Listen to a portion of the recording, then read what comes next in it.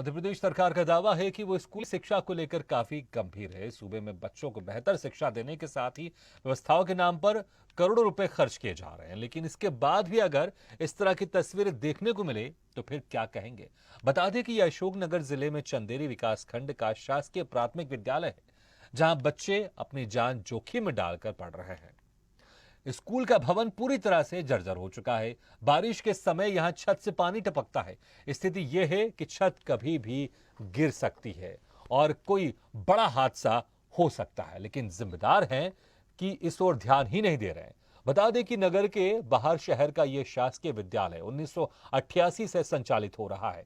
भवन को बने हुए 34 साल हो गए हैं, लेकिन इस दौरान ना तो इसकी मरम्मत हुई और ना ही व्यवस्थाओं में सुधार हुआ। बच्चे अभी यहां जमीन पर बैठकर पढ़ते हैं। स्कूल की जर्जर हालत और खराब पढ़ाई स्तर के चलते कई लोग अपने बच्चों का नाम यहां से कटवा कर उन्हें प्राइवेट स्कूल में पढ़ा रहे हैं। लगता है ऐसा नहीं गिर जाए, बच्चों दब जाए, कर जाए, कुछ हो जाए, पूरा स्कूल चिचा रहा है पूरा। तो शासन को यहाँ क्या कदम उठाना चाहिए? कदम उठाए उसको बनवाना चाहिए दोबारा, तो उसको मिटा के छत में पूरे काम करवाना चाहिए उसको। मतलब कि ये जो स्कूल है इसको सही तरह से मेंटेनेंस करवाया जाए। बिल्कुल करवाना चाहिए उसको। बच्चे इतने कितने बच्चे पढ़ रहे हैं उसमें, बच्चों की बिल्कुल नहीं है शासन को। तो खाते बंद है स्कूल के। जी हाँ, तो मेंटेनेंस की वजह से आते हैं। हाँ, तो स्कूल से तो करवा देंगे। ये स्थिति पिछले कितने सालों से बनी हुई है? तो 4-5 साल से। लेकिन जिम्मेदार अधिकारी ध्यान नहीं देते हैं। नहीं, प्रयास तो वही करते हैं। हाँ, लेकिन अभी मेंटेनेंस हो नहीं पा रहा है। लेकिन मेंटेनेंस हो नहीं पा रहा है। तो देखा आपने, जो जिम्मेदार हैं वो इस ओर ध्यान नहीं दे रहे हैं और यही वजह है कि 34 साल से ये जो भवन बना है इसकी मरम्मत नहीं हो पाई है और कभी भी ये भवन जो कि जर्जर हालत में है उसकी छत गिर सकती है और वहां पढ़ रहे जो नीचे बच्चे वहां पर पढ़ रहे हैं उनकी जान पर बना सकती है। लेकिन प्रशासन की तरफ से इस ओर ध्यान नहीं दिया जा रहा है और बच्चों के बैठने के लिए बेंच भी नहीं है, टेबल भी नहीं है। बच्चे जमीन में बैठकर पढ़ाई कर रहे हैं। तस्वीर वाकई हैरान करती हैं। तो बरसात का सीजन अभी भी पूरी तरह से गया नहीं है और बरसात के समय इस छत से, जर्जर छत से पानी भी टपकता है। इस खबर पर ज्यादा जानकारी के लिए बात करते हैं चंदेरी से संवाददाता दिनेश प्रजापति से।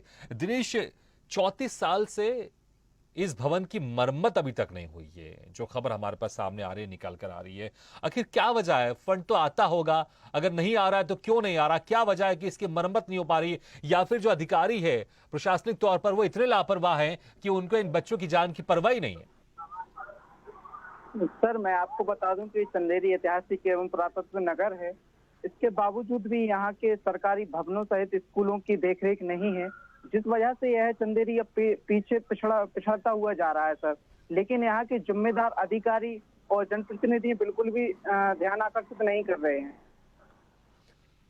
वहां पर जो अभिभावक है उन्होंने अपने बच्चों का नाम कटवा कर दूसरे स्कूल में पढ़वा रहे हैं, तो अभिभावकों की तरफ से शिकायत तो की गई इस मामले में, और वहां के जो जिम्मेदार लोग हैं वो क्या कर रहे हैं? शिकायत अभी तक कहां की गई है? क्या जो प्रशासन का प्रबंधन है इस प्राथमिक स्कूल में जो प्रिंसिपल होंगे, जो टीचर होंगे, क्या उनको दिखाई नहीं देता? अगर दिखाई दे रहा है तो उन्होंने क्या अधिकारियों से इसकी शिकायत नहीं की? अगर शिकायत की तो उनकी तरफ से क्या कुछ कहा जा रहा है?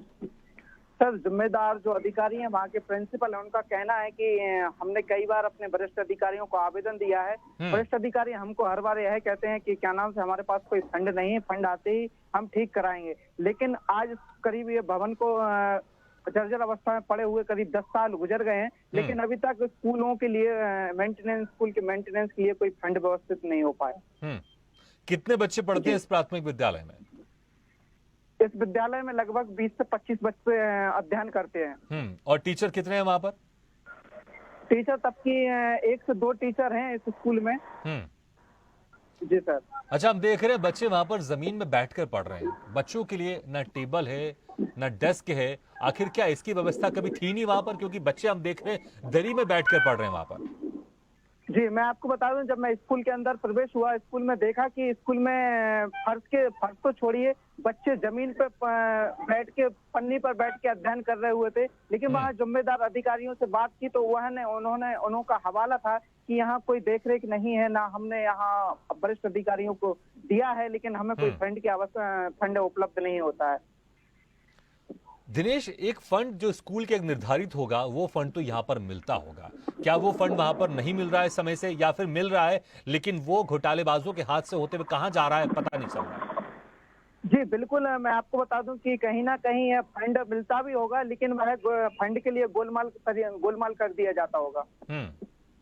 जी अच्छा, स्थिति हम देख रहे हैं बरसात के समय में, खबर है जो पानी भी वहां से टपकता है, बरसात का सीजन अभी खत्म भी नहीं हुआ है, क्या वहां पर कितने वहां पर कमरे में, आपसे ये भी जानना चाहूंगा, और इतनी जो बुरी हालत है, बच्चों को वहां पर पढ़ाया जा रहा है, जो उनके अभिभावक है वो चिंतित तो जरूर होंगे, क्योंकि कई अभिभावकों ने अपने बच्चों का नाम कटवाकर दूसरे प्राइवेट स्कूल में पढ़वा रहे हैं उनको।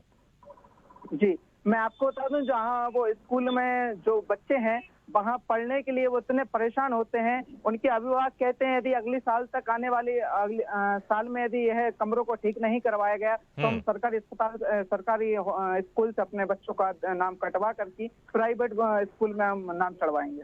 ठीक, दिनेश, हम आपको यहाँ पर रोकना चाहेंगे। इस वक्त हमारे साथ बीजेपी नेता जुड़ गए हैं, आलोक तिवारी। आलोक तिवारी जी, बहुत बहुत स्वागत है आपका इस खास पेशकश में स्वदेश न्यूज के। आलोक तिवारी जी, बड़ी वाकई हैरानी होती है। देखिए, एक प्राथमिक विद्यालय है लेकिन उसकी स्थिति हम देख रहे हैं, जर्जर भवन है, छत कभी भी गिर सकती है, पानी टपकता है।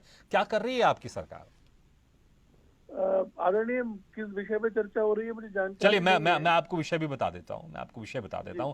अशोकनगर के चंदेरी में एक शासकीय प्राथमिक विद्यालय है, वहां पर जो बच्चे पढ़ते हैं वो ऐसी स्थिति में पढ़ रहे हैं कि आप भी हैरान हो जाएंगे। जो भवन है वहां पर कई सालों से उसका मरम्मत नहीं हुआ है, ऐसा लगता है कभी भी, तस्वीरों में हम देख रहे हैं कि कभी भी वहां पर छत का कोई हिस्सा नीचे गिर सकता है, और वहां पर जो मासूम बच्चे हैं वो जमीन में बैठ के पढ़ाई कर रहे हैं, दरी में बैठ के पढ़ाई कर रहे हैं।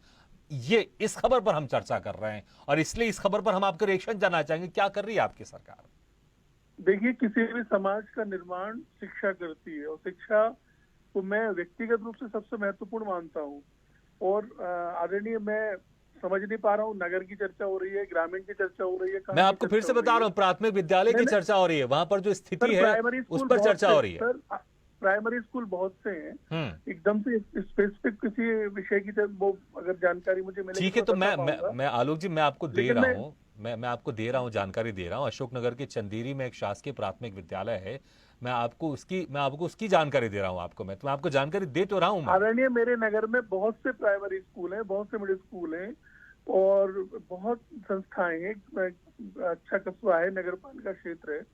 और निश्चित रूप से अगर कोई ऐसी बात अगर आप मेरे ध्यान में ला रहे हैं तो मैं दिशा में काम करूंगा।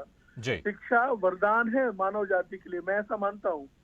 और अगर कोई आप विषय लाया, तत्काल में प्रशासन के संज्ञान में लाऊंगा। और आप विश्वास मानिए, एक नागरिक के नाते, एक राजनीतिज्ञ के नाते, एक पॉलिटिकल वर्कर के नाते, ये मेरी ड्यूटी है कि मैं एजुकेशन के लिए, बच्चों के भविष्य के लिए मतलब वो काम करूं। और बिल्कुल निश्चित रूप से हम, अगर मैं जैसे आप मुझे कोई जानकारी देते हैं, मैं उस दिशा में काम करूंगा। चलिए, मैं आपको थोड़ी स्पेसिफिक इसकी और जानकारी दे देता हूँ। वहार शहर की ये प्राथमिक विद्यालय है जहां पर इसकी स्थिति बड़ी गंभीर है। मैं इसलिए आपको जानकारी दे रहा हूं, अशोकनगर के चंदेरी में वहार शहर है, तो मुझे लगता है आप अपने स्तर पर इसकी जानकारी जरूर जुटाएगा। लेकिन मैं करूंगा बिल्कुल, क्योंकि देखिए यहाँ पर आलोक जी, देखिए, मासूम बच्चे उस जर्जर छत के नीचे पड़ रहे हैं। आप इसका अंदाजा लगा सकते हैं, अगर छत का कोई हिस्सा नीचे गिर जाए तो वहां पर जो बच्चे पढ़ रहे हैं उनकी जान पर बना सकती है। नहीं, बिल्कुल, बच्चे हमारा भविष्य है, उनकी चिंता करना हम सबके लिए बहुत महत्वपूर्ण विषय है। चलिए, ठीक है, तो आलोक जी, मैं आपसे विनती भी करता हूं, क्योंकि और आपकी जिम्मेदारी भी है कि जी आलोक जी, मैं आपसे विनती भी करता हूं, आपकी जिम्मेदारी भी है कि बच्चे वहां पर जिस स्थिति में पढ़ रहे हैं, बड़ी मुश्किल स्थिति है, तो आप उसको ध्यान दीजिएगा, और जल्द से जल्द वहां पर जो बेहतर स्थिति हो सकती है आप वो करवाइएगा, प्लीज। जरूर मैं दिखवाता हूं। ठीक, आलोक जी, बहुत बहुत शुक्रिया हमारे साथ जुड़ने के लिए। और हमारे साथ सौरभ जैन जी जुड़ गए हैं, जो कि समाज सेवी हैं चंदेरी से। सौरभ जैन जी, जो एक जिम्मेदारी निभानी चाहिए अधिकारियों को, प्रशासन की, ऐसा लगता है यहाँ पर प्राथमिक विद्यालय में उनकी आंख यहाँ पर नहीं खुल रही है, वो देख नहीं पा रहे कि यहाँ पर क्या हो रहा है। एक जर्जर भवन के नीचे मासूम बच्चे पढ़ने को मजबूर हैं, और वो भी जमीन में बैठकर। बड़ी हैरानी होती है 21वीं सदी में, अगर आज हम बात करें कि कोई बच्चे जमीन में बैठ कर पढ़ रहे हैं, बड़ी हैरानी होती है, क्योंकि बरसात का सीजन भी है, जमीन ठंडी पड़ जाती है, ऐसे में बच्चों की तबीयत भी खराब हो सकती है। क्या कहेंगे आप सौरभ जी? सौरभ जी, सुनाई दे रही है आपको हमारी आवाज? हेलो, हाँ सौरभ जी, आप सुन पा रहे हैं हमें? सौरभ जी, आपका हमारी आवाज सुनाई दे रही है? सौरभ जी, चलिए लगता है कि हमारी आवाज शायद उन तक नहीं पहुंच पा रही है। लगातार बने में हमारे साथ है दिनेश प्रजापति, जो कि संवाददाता हैं चंदेरी से। दिनेश, आपको आवाज आ रही है हमारी?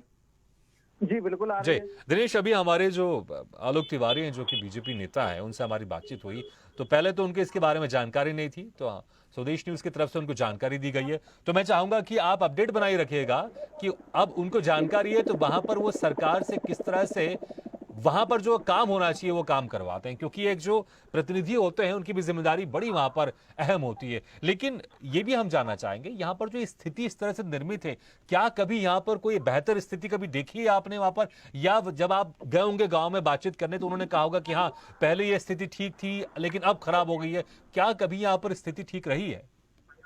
सर मैं आपको बता दूं, चूंकि चंदेरी सहित ग्रामीण अंचलों के जो भी स्कूल हैं वहाँ इतनी बुरी स्थिति है कि वहाँ भेड़ बकरी भी उस स्कूल में नहीं घुसने को कतराते हैं।